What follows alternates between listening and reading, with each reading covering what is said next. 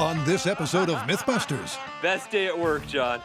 an explosive criminal caper Let the heist begin.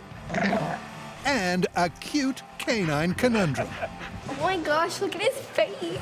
First up, Can you blow open a safe from the inside? and leave the dollar bills intact. One. That's why we stand behind blast shields. And Nice head carriage. do dogs and their owners Does this dog look like me, Brian? Because I'm keeping him. really look alike? I guess it's time to see if we were right.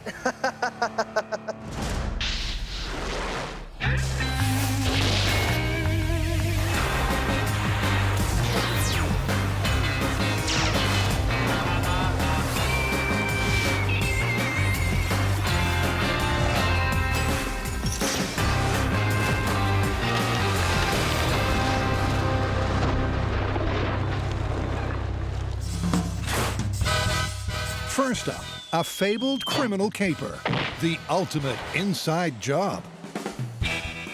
In a small town, a cunning safecracker concocts a plan to relieve a local depository of their locked-up loot. He places a timed explosive in a bag that he then deposits with the bank. It's placed in the safe, and when midnight rolls around, a cerebral criminal makes off with the surprisingly intact, ill-gotten gains. You know, there's one thing that intrigues me about this myth. Yeah? Aren't you going to destroy the loot you're trying to get to? And that, my friend, is exactly why we're testing this myth. So, to investigate the criminal conundrum that it's possible to blow up a safe and not the paper contents, John and Brian head for the hills with high explosives. If we're gonna test this real inside job, we're gonna have to put some explosives in a safe and blow it up to see what happens. X marks the spot, I guess. Yeah, this feels very Sunday morning cartoonish. Rolling a big old safe onto a big old X in the ground in the middle of nowhere. Yep, first up, a proof of concept without the valuables. What happens to a steel safe when you detonate it from inside? This is our safe. It's about 300 pounds of solid steel. Has a nice heavy door and some big old locking bolts. Now, you've seen the door to one of these safes blowing off before, but it was filled with water, which is nearly incompressible. Wow! That means that explosion used hydrostatic force to blow off the door. In our case, our safe's gonna be filled with air, and it's gonna be pneumatic force.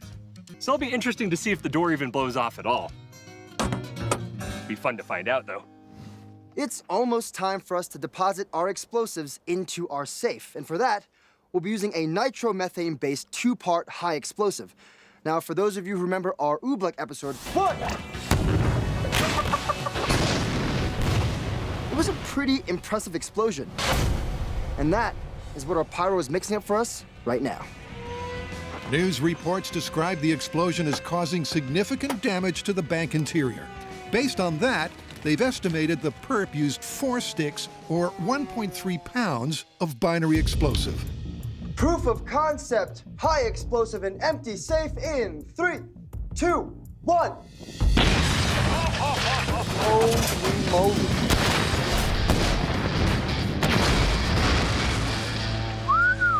Oh, look at this. Well, not much left of that. Yeah, it looks like it got blown up like a balloon. I think it's safe to say that you can blow open a safe with high explosives. Walls, roof, it's totally gone, man. And when you review it on high speed, it's even more spectacular. One moment the safe is there, the seams give way, shooting doors out that way and walls out that way and ceilings up all the way into the sky and just a cloud of shrapnel and dust. And I have to say, it's a bit more disappearing act than actually is a bank robbery. That's the back of the safe. Looks like a crumpled piece of paper. If our thief was able to blow the door off and get away with the money, I'm pretty sure he used a little bit less than we did. But it was fun. I think it's time to go back to the shop and investigate how our thief might have actually pulled this off. Sounds good. Before the booms continue, cue myth number 2.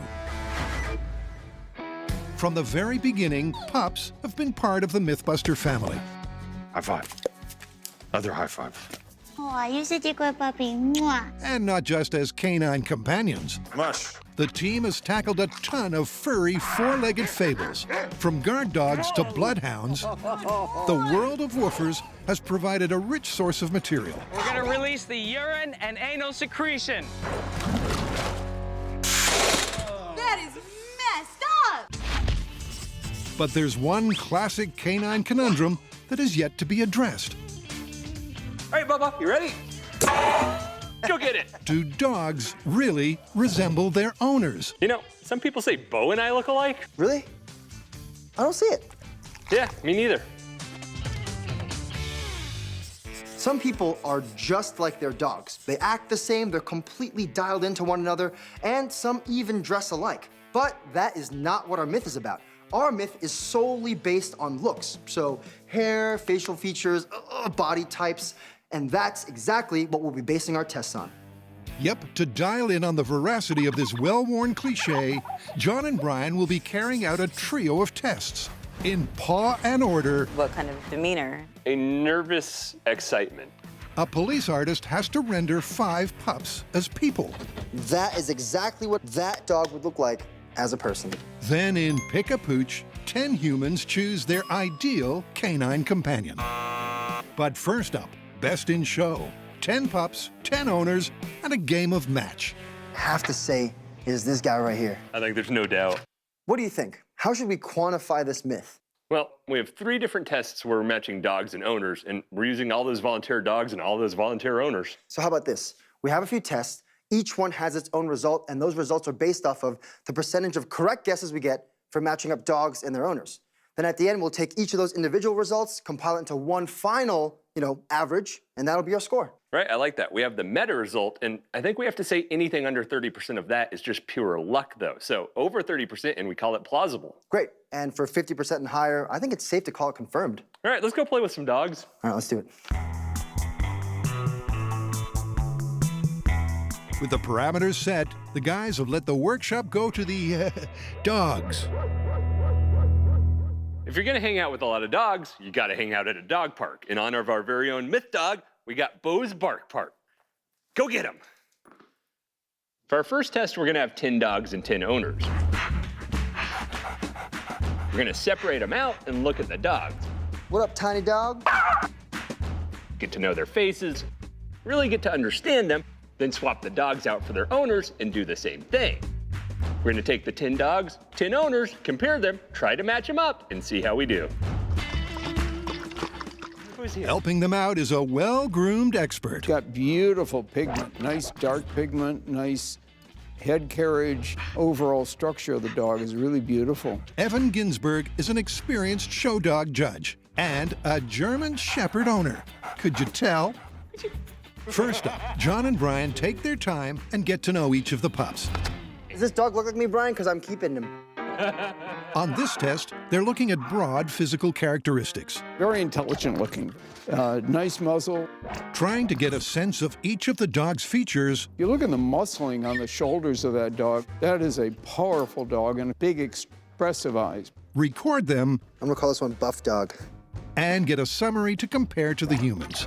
So I don't know how to say this other than to say this, but if I was looking for that dog's owner, I think I'd be looking for someone a little bit bug-eyed.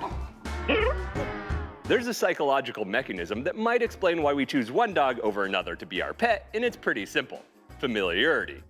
Just because we see something and get exposed to it in the future, we like it. Someone who looks calm, And intelligent. This is an intelligent dog. looking for a well-mannered and wise-looking person. Good temperament. It can be why you choose to date someone. Look at this gigantic dog. Oh, hi. Hi, gigantic dog. Why you choose the house you're gonna live in. So strong, silent type. I'd look for a man, a little macho maybe. But is it why we choose our pets? Let's find out. Beautiful, alert dog. Do you think we'd be looking with someone with bangs? Tiny baseball dog. There are other theories as to why people choose dogs. Seems kind of timid, super adorable. I would look for someone who kind of looks shy. Now, some experts say that we view mates and pets as an extension of ourselves, while others say that people desire what they lack. So a shy person might pick a more outgoing dog. Great family dog. Oh. And he shows that. And he wants to go play with the other dogs. Get off there. Oh, nice. Hey! We've looked at all 10 dogs, and I think Brian and I have a pretty good idea of what people were looking for to match these pups. I mean, we're looking for like beautiful, expressive eyes. We're looking for shaggy, unkept hair. Maybe someone who's slightly older. Someone who's more excitable and smiling all the time. I think we have that down. I also found my new dog, right? You're coming home with me. Coming up, Brian and John meet the owners. Oh. Can you pick who's with who? Is it possible to match pups and their people judging only on their looks? Do dogs really look like their owners? I think there's no doubt. Man.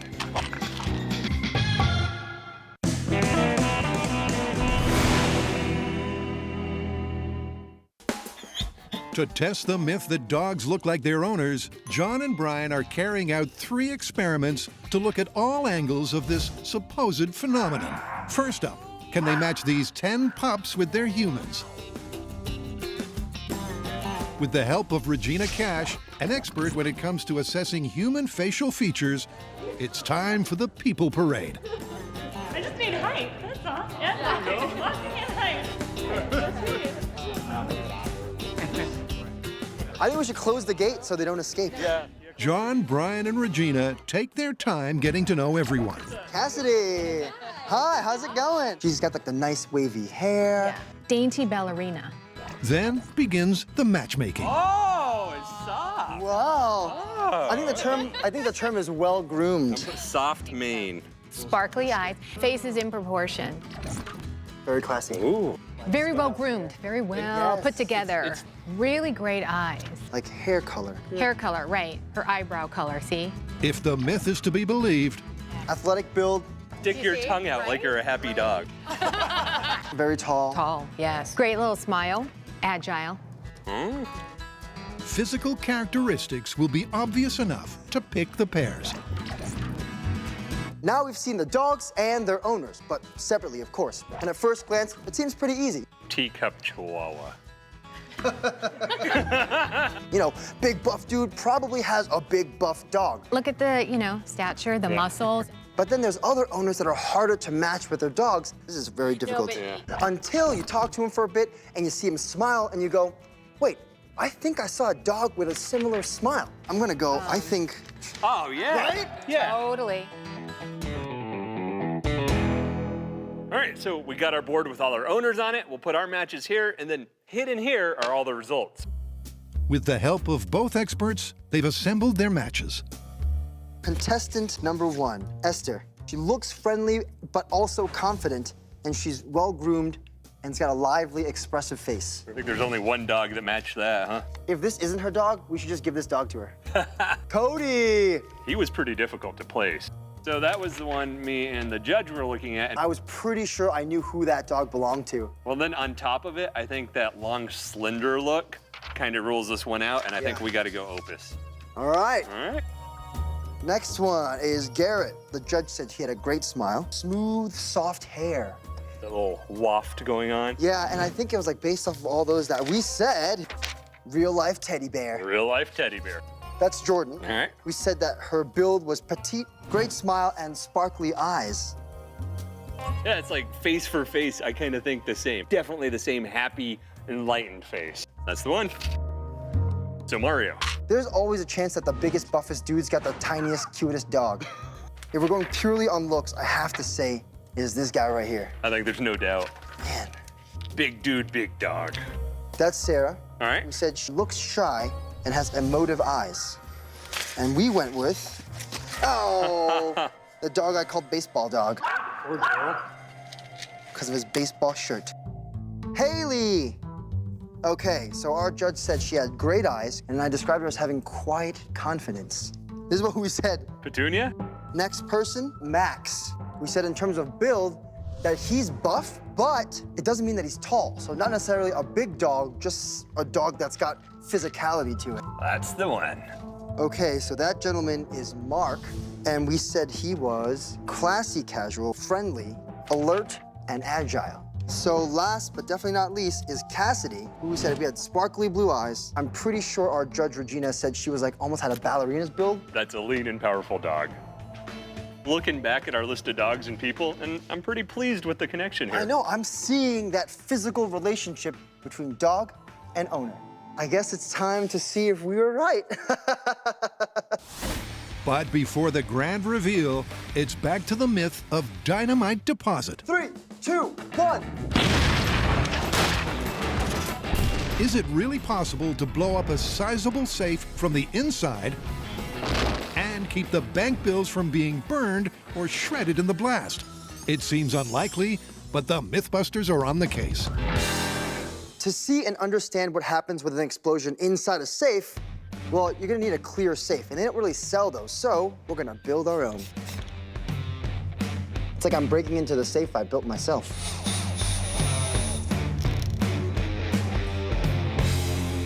Ta-da! Before we start blowing up our clear mini safes, we're gonna do a naked explosion on this platform so we can study in minute detail the properties of a high explosive blast. Now, when we blew up our real safe in the field, we used a binary or two-part high explosive. But for our small scale, we'll be using det cord. One candle for this cake. Det cord is a rope-like configuration of high explosive with a blast force of over 20,000 feet per second. Using the binary explosive in the shop is a legal and safety concern. So det cord with a similar detonation velocity is a convenient analog. These are just some of the cameras we're going to be using during this testing. A high-speed camera, regular camera, high-speed camera, infrared camera, regular camera, and there's about 6 more behind that camera you can't even see right now. Uncontained det cord in 3, 2, 1. I'm looking for stuff to rain down. Ready for the high speed of the det cord in open air? Oh, yeah. What is this, 12,000 frames a second? Yeah, 12,000 frames per second and an explosion at over 20,000 feet per second. So that's like, what, 2 frames we got there? I can't bet. It's still like a blink. We need a bigger frame rate. They reset with the camera to run at 65,000 frames per second. All right, unprotected piece of det cord in 3, 2, 1. Woo! That was energetic. And to appreciate the scale of the energy, here's the high speed. 3, 2, 1. Even at 65,000 frames per second, Pause it and you can go frame by frame. it flashes by in the blink of an eye. Boom. Oh, look at that. That's really interesting. You have this solid fireball just in the shape of that cylinder like the cord is. And it evens out. Look at that. It's just a big ball now. Wonder how that'll be any different inside that safe. To find out, cue the see-through safe. In 3. This is gonna cause some back pressure, and that's where the science gets interesting. 2. What happens to that flame front with the extra confinement of a safe? 1. Whoa! And that's why we stand behind blast shield.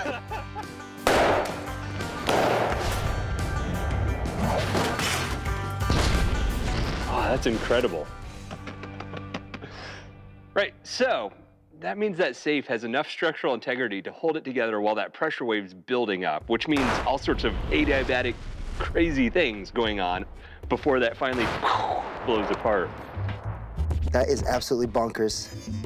When our explosion went off inside the safe, that flame front hit the top, then the bottom, then the top, until the walls of the safe gave out. And that's important because it's that phenomenon that means the flame lasts 4 times longer than in an uncontained explosion.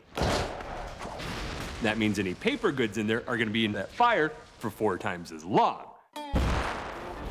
With containment, the blast lasted 4 times longer. Well, when an explosive goes off, it produces a lot of gas. And that gas puts pressure inside the safe. Any air inside that safe is gonna be compressed, meaning it's gonna heat up. This is a pretty simple demonstration of that concept. Plunger goes down, compresses the air, and the content's gonna go up.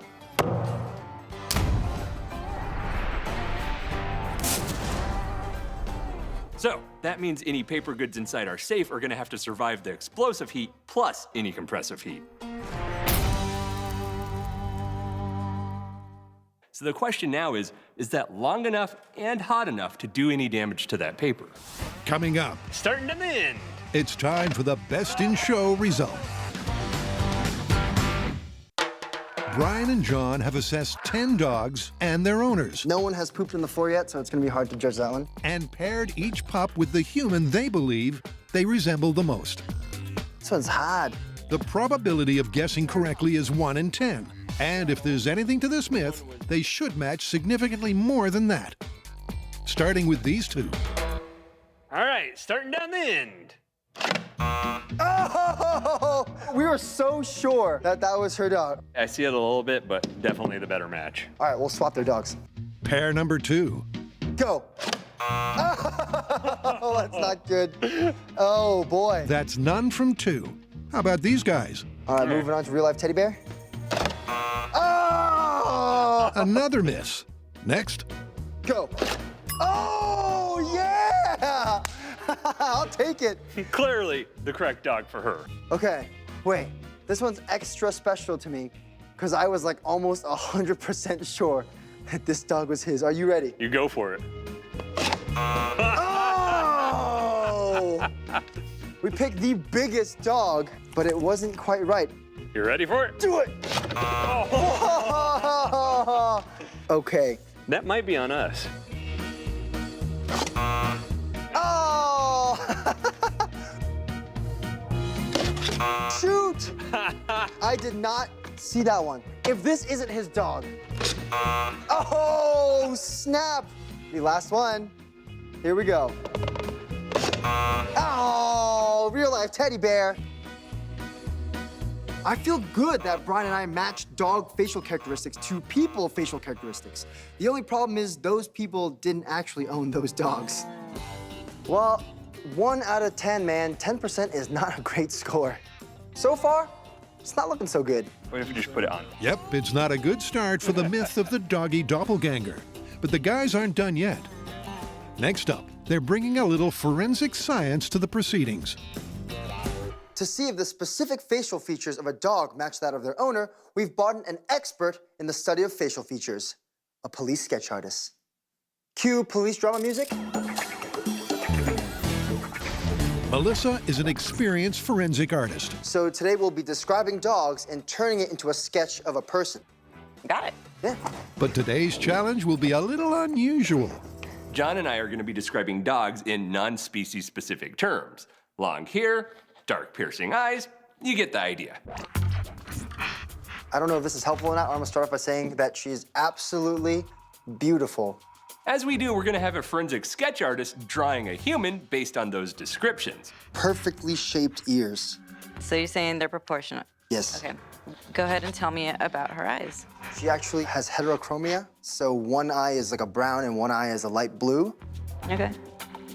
Once we're done, the other host is going to take that sketch and compare it to 10 pictures and see if they can figure out the owner. Melissa can't see the pups. This is a beefy individual. The only thing she has to go on are John and Brian's descriptions. Tell me about the mouth. Just draw a big old goofy happy smile. What kind of demeanor? Oh, a nervous excitement, I would say. Trying to turn a description of a dog into a description someone can use to draw a person, What is the shape of her face? narrow and triangular, is extremely difficult. Is it important if the person has a tennis ball in their mouth? This test should isolate a specific aspect of the myth. Do dogs and their owners share actual facial characteristics? It's sort of a wide, big, fluffy, like handlebar thing going on. If you take it literally and turn a dog into a human, the results may be slightly surreal.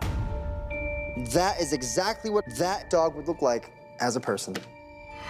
But are there any recognizable cross-species similarities?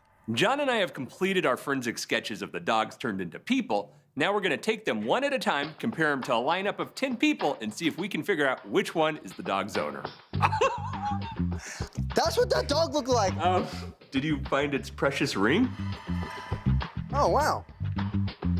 So, slightly broad nose, oval face. I've based this sketch completely off of the features of that pup. Here we go. Boom! Okay, I can work with this. You ready? Yep. The owner's photo is placed among 9 others of the same gender and a similar age. Okay, I mean, like the first thing I'm noticing is I'm trying to match the facial hair. And John and Brian simply have to match the forensic sketch to the owner. No, no, no. I hate to say this, I feel like I'm looking for Schmeagol. If the myth is real, then they should see recognizable features in the sketch in the relevant owner. Look at this hair. Look at this hair. Look at the eyes. Her, and her. No, no. I think I'm down to just those bottom 2. All right, are you gonna drum roll me in? I think that this person, that guy. It's clearly her. That's twinsies. I think that this dog turned portrait belongs to this woman over here. All right. I want to go with this guy. Are you ready to see who's behind that door? Yeah, don't make me wait. Drum roll. Yes, please. All right, reveal the dog and owner in 3, 2, 1. Coming up, back at the small-scale bank, Stacks on stacks. will the appropriately sized bank bills And 3, survive? 2, 1. The Mythbusters and Heists It hasn't set off the alarm yet. go together like crime and punishment. Why, Thor, the god of thunder, is trying to enter my building. Continuing that rich legacy, 1. Brian and John are testing the tall tale of the ultimate inside job. Can you blow up a safe from the inside and leave the loot intact? 1. Our small-scale experiment has showed us that containing our debt code explosion inside our clear acrylic safe has increased the existence of our flame front 4-fold. That means if we put money inside there, it'll be exposed to fire for longer. So next up, we're gonna see what it actually takes to ignite money by burning money. Check it out. Everything's a helmet to you, isn't it? Yes. All right, put it on the burner. It's illegal to burn US currency, so for our myth, we'll be using, ta-da, official myth money. Made with cotton, the myth dollar will burn exactly like official currency, and no one need go to jail. Bearer bonds. In addition to the bank bills, the guys are also toasting bearer bond replicas. Now preheat your oven to 350 degrees and wait for your money to ignite. How we looking? We are at a mild 138 degrees and rising on both the money and the bearer bonds. Ooh, dope. The bill's dancing a little bit. I see it. Conductive heating. I don't want to die. It's for science, it's okay. All of our myth money and our bearer bonds burst into flames around 650 degrees Fahrenheit. Oh, there's ignition. On both of them. Now we checked the data sheet and we know that our debt cord explodes with a temperature of 7,500 degrees Fahrenheit. Woo, look at that, it's up. Oh, there goes our money, man. There's our retirement savings. Oh. Oh, it's gone. You think that any money inside a safe with that explosion would just go boom, up into flames? I'm gonna recommend a sweet mustard-based barbecue sauce for this one. But ignition is a function of heat and time. For example, if I sweep my hand over this fire, I am unscathed because the amount of time my hand spends in the fire is negligible. But if I hold my hand above the fire, eventually I'll burn myself. I'm beginning to think that our money will survive the flame generated by the explosion. Let's find out. First, in small scale. This is the kind of score our would-be thief is hoping for when he blows that bank safe open. Oh, yeah. Bear bonds. Stacks on stacks. Look at this. Once again, the guys have primed a short length of det cord. Nice and tight. It'll generate something in the region of 7,500 degrees. All right, we're ready. All right. Clear mini safe filled with mini myth money and mini myth bearer bonds in 3, 2, 1. Hold. 1. Hold. That doesn't get old. Let's go take a look. All right.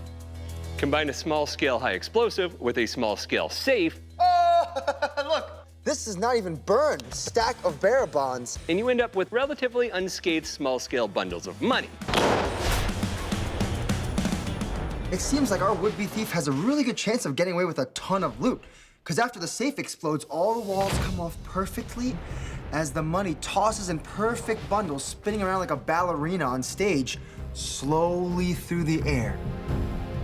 Then we watch the bearer bonds go and almost landing back in a perfect pile on our little explosive platform. All the bills and all the bearer bonds were perfectly intact. That's kind of crazy. We've seen what we can see from small scale, and it's looking pretty good for this myth. Those paper goods are making it out of that safe relatively unscathed. But when we go to full scale, that larger safe's gonna require more energy to blow apart. It remains to be seen if that paperwork's gonna get out in the same condition. It'll be interesting to see if those small scale principles apply to our big scale safe, because if they do, that robber's gonna be making out with a lot of loot. Let me recap what happens in this myth. Our would-be thief deposits a briefcase with a bomb in it in his local small-time bank. Now the teller puts this into their safe overnight so that the thief can, boom, blow the safe from the inside out at the dead of night. But if he's gonna do that, he's gonna need some kind of remote system to activate the bomb. And to do that, he's gonna use an alarm clock.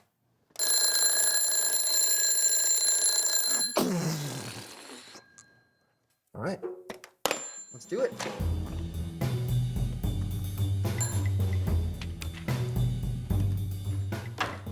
Now, we're not gonna show you all the ins and outs of building a bomb timer for obvious reasons, because when we say don't try this at home, this is one of those where we're not gonna even let you know how to try this at home.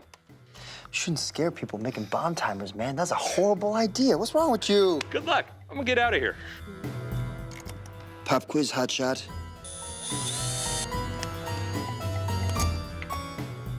This might seem kind of messed up, but I've been making fake bombs since I was this tall. I mean, I'd take apart like toasters, remote controllers, all that kind of stuff, hot glue it all together, and then run a piece of floss across a doorway for a booby trap. Obviously, they didn't work, but look where I am now. Now I'm on a watch list. I went to go visit me mom in the laundry room. There's just a little tray with all like sundries in it and stuff. And then I like just moving stuff, and then I found one of my old little, just like a piece of plastic with like a circuit board glued to it and a bunch of buttons that didn't do anything. I was like, oh, my bomb! It's still here. So your mom's like doing your laundry and just pulling stuff out of your back pocket? Yeah, she's like, here's a bomb. And that's been, she didn't know what it was, but that's been like, that's probably like 16, 17 years old. Did the TSA know what it was? I did not take that with me on family vacations. Okay. Continuity test. That means boom. Boom. All right. So this is what you did with my alarm clock? Yep, and now it sets off bombs. Well, we'll see if it sets off the det cord, and then we'll use it to set off our bomb. Great, if it works, we'll take it to the field. Let's do it. We've hooked our alarm clock timer to a piece of det cord inside our clear mini safe. Now to test the whole system, we're gonna set the alarm off, run back here and press this safety button and see if the det cord goes off. If it does, we have a good connection. All right, I think we're good to go. All righty. You ready? Yeah. Okay, alarm clock bomb timer test in 3, 2, 1. Alarm's still going.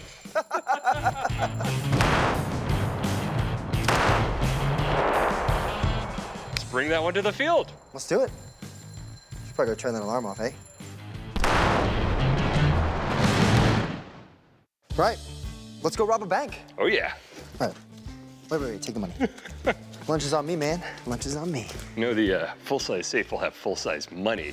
That'll be easier to pay with. Coming up, who let the dogs out?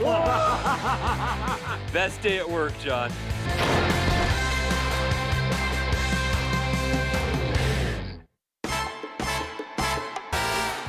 Do dogs look like their owners? John and Brian have had a forensic artist draw 5 dogs as humans. Beef head, like, Almost like clouds on like a sunny day. They're like white, but there's a little blue in it. And from a lineup, pick the human they most resemble. So it's time to find out how many they got right. First up, Jackson the Dachshund. All right, reveal the dog and owner in 3, 2, 1. Hey! We did it! That's crazy. It's just interesting that like that sketch doesn't look like her exactly, but out of all the pictures of people up there, that sketch looks the most like her. I gotta say, I feel like you look like your dog, and I think that's a compliment. The guys are off to a strong start. Next up is Jada the Husky. Actual dog and owner in 3, 2, 1.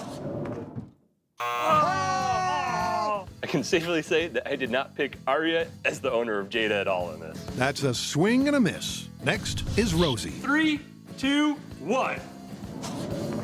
All right, so Well, you're a little bit off there. I was off. And once again, it's a fail. A result that's repeated 2 more times. This is what you're meant to look like. Oh my God. Meaning this myth is once again on its last statistical legs. Hey! Oh, look at this pup! Best day at work, John. Yeah, I think so. Well, that was a lot more fun than last time I had to work with a forensic artist. Yeah, I mean, we came up with some pretty hilarious sketches, but in the end, we only got 20% right. Well, you know what that means. That means we're gonna have to do more testing, which means playing with some more dogs. Sweet! For this next test, we want to find out what sort of dog non-dog owners prefer. If you were to choose one dog to take home as your own, which one would you choose? The kind of dog I would love to have would be a long-haired, Cute little perky ears and short legs. Probably would be big. Warm brown eyes. It'd be fluffy and soft. We want to find out if people intentionally choose dogs that look like themselves. Yep, after a yappy hour mix and mingle, these 10 people will pick their perfect pooch.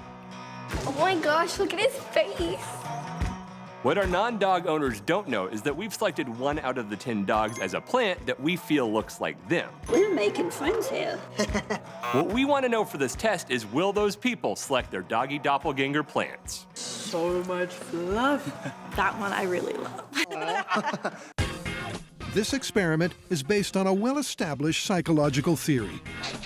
Every day we see ourselves in mirrors, pictures, and other sorts of reflections. Now, science suggests that on an unconscious level, we grow fond of things we see often. In this case, our faces. So when dogs look like their owners, they're playing into that mirroring effect, becoming a reflection of their owners. Why do you think you're gravitating towards this dog? It looks like a pillow and it's just so fluffy. I want to take home all 11 of them, including Bo. Including Bo. We've given our 10 singles time to mingle at the Bark Bar. Now that they have time to make a selection, they're gonna reveal it to us, and we'll see if they match the dogs we thought they looked like. This golden retriever. Brian and John have pre-selected their matches. All right, I really like this one. We got Stuart with Arthur. Now it's time to find out if the theory of selecting a dog based on how much they look like you is correct. Which one did you choose? I pick Penny. Great. It's a great start. The physical resemblance is obvious. But Oh, Stuart! Yeah. from there on, Dog I'm picking, go with Thor. it goes downhill rapidly. I have to go with Nimbus. If I had to pick one, it would definitely be Pee-wee. I think I'm gonna go with. Oh, McLaughlin. Oh, there you go. Nimbus! Oh. Picked Rex. Oh! It's a clear result. And not just in the final round. All 3 tests returned only a single correct pup and person pairing. And the numbers don't lie. As far as matching up dogs to their owners went. We got 10% accuracy. And the forensic sketch artist? That was 20% accuracy. And for pick a pet? 10% accuracy. So when you average all those together? It's just above 13%. So this thing? We have to call it busted. Absolutely busted. Here you go, Playbo. Go get it.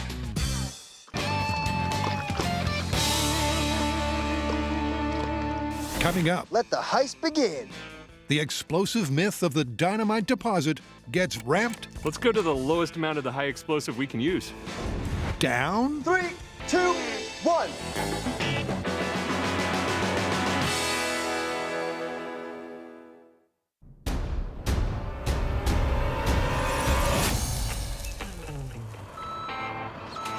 So, where are we at on this myth? Well, we did prove that you can blow open a safe from the inside. We just used a little bit too much explosive.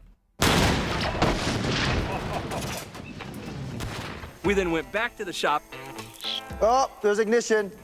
And did some research to understand how those paper bills and documents are gonna survive inside that safe. What? This is not even burned. And now we're back on location with all that information. All right, let's build a bank to break into. Boom! We're ready to load up our safe with a smidgen less explosive, those paper bills and documents. Indeed we do welcome your deposits to the Bank of Nowhere, a finer bank you won't find on TV. And then we're gonna see if our bad guy has any luck. You'll remember at the beginning of this myth for our proof of concept test, we used 4 sticks of high explosives to blow open our safe. And it blew open, like way open. But if our robber, as per the myth, gets away with the money inside the safe, it's clearly not gonna happen with the amount we used before, so this time, he's gonna use 2 sticks of high explosive. They need to dial in on the energy needed to crack the safe, but leave the money intact. Good day, sir. Welcome to the U.S. Bank of Nowhere. Hey, I'm here to make a deposit. If this myth is to be proven plausible, could you please put this very carefully in that safe over there? Ooh, real careful. Family jewels, man. Family jewels. It's going to require precision. Will 2 sticks or 0.6 pounds do it? Great. Real careful, all right? Real careful.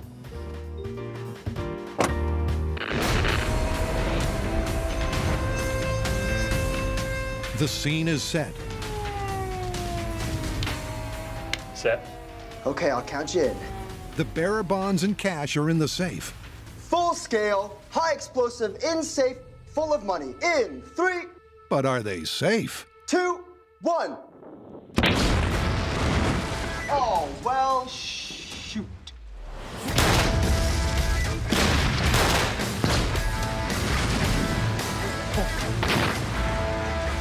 You know, I've always wanted to be able to use this line for Butch Cassidy and the Sundance Kid. You blow up the train, money's raining down, and he goes, "You think you used enough dynamite there, Butch?"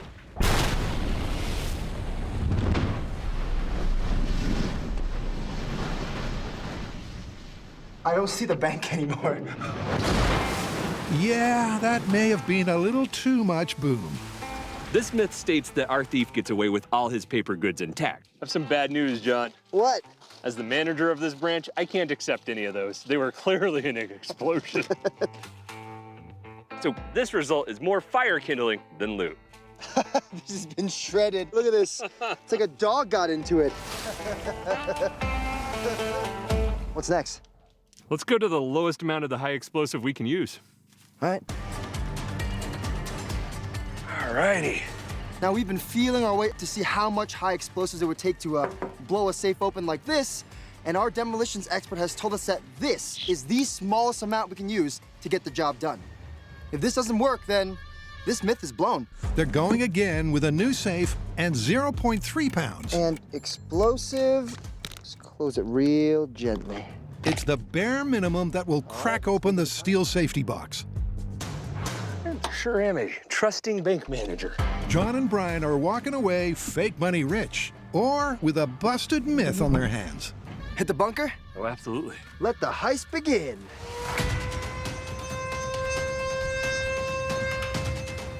Who would have thought on Mythbusters we'd ramp an explosion down? I guess there's a first time for everything. Okay, our best case scenario in 3, 2, 1.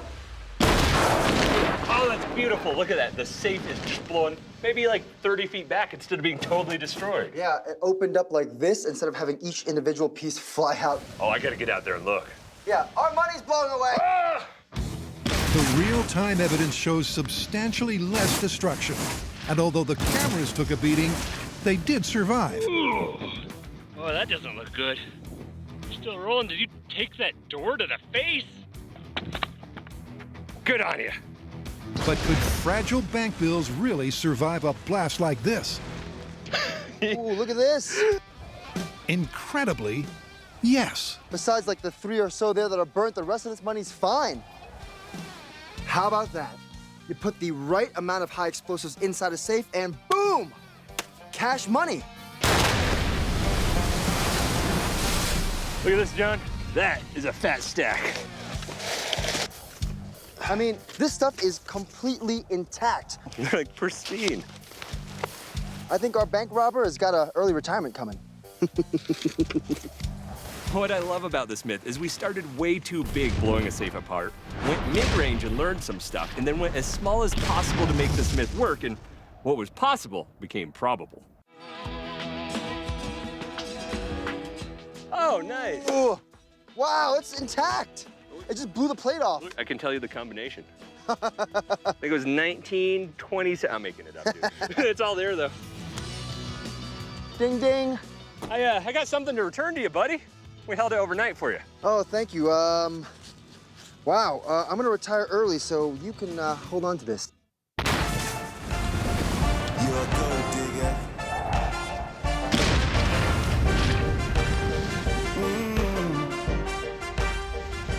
This is a perfect indication of just the right amount of high explosives because besides missing a felt line panel, this door is almost entirely intact. These bolts haven't bent. It just ripped the hinges off the door.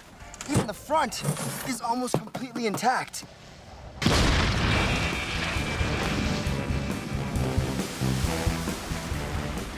Deposit a small amount of high explosives into a bank safe overnight, boom, walk away with an armful of undamaged cash. I have to say this is... Confirmed. Myth confirmed. Plus, if you're inside a bank, wind won't be blowing our money all over the floor.